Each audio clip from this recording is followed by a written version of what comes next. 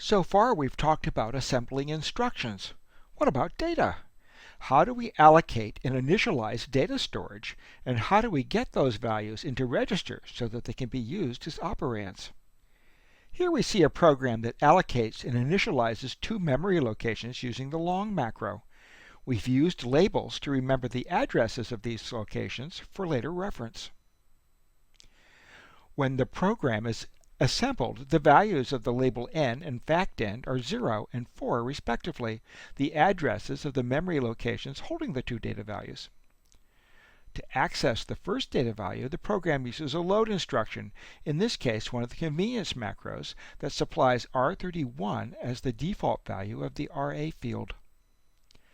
The assembler replaces the reference to the label n with its value 0 from the symbol table.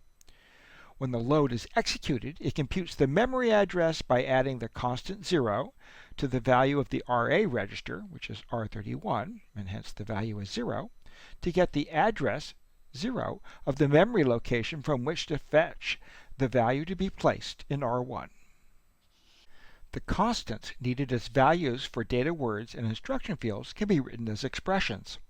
These expressions are evaluated by the assembler as it assembles the program, and the resulting value is used as needed. Note that the expressions are evaluated at the time the assembler runs. By the time the program runs on the beta, the resulting value is used. The assembler does not generate add and mul instructions to compute the value during program execution. If a value is needed for an instruction field or an initial data value, the assembler has to be able to perform the arithmetic itself. If you need the program to compute a value during execution, you have to write the necessary instructions as part of your program.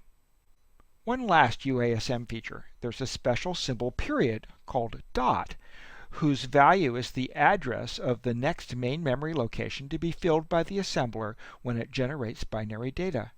Initially dot is 0, and it's incremented each time a new byte value is generated. We can set the value of dot to tell the assembler where in memory we wish to place a value. In this example, the constant hex dead beef is placed into location hex 100 of main memory. And we can use dot in expressions to compute the values for other symbols, as shown here when defining the value for the symbol k. In fact, the label definition k:, is exactly equivalent to the UASM statement k equals dot.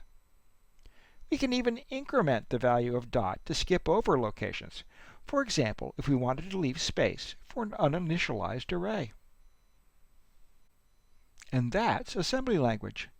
We use assembly language as a convenient notation for generating the binary encoding for instructions and data. We let the assembler build the bit-level representations we need, and to keep track of the addresses where these values are stored in main memory. UASM itself provides support for values, symbols, labels, and macros. Values can be written as constants or expressions involving constants. We use symbols to give meaningful names to values so that our programs will be more readable and more easily modified. Similarly, we use labels to give meaningful names to addresses in main memory, and then use the labels in referring to data locations in load or store instructions, or to instruction locations in branch instructions.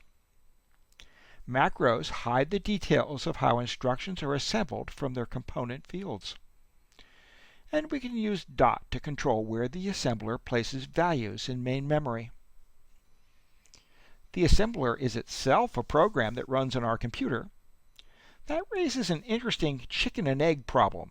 How did the first assembler program get assembled into binary so that it could run on a computer?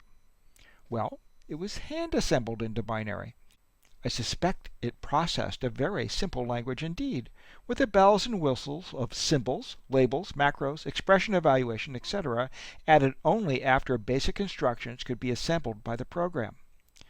And I'm sure they were very careful not to lose the binary, so they wouldn't have to do the hand assembly a second time.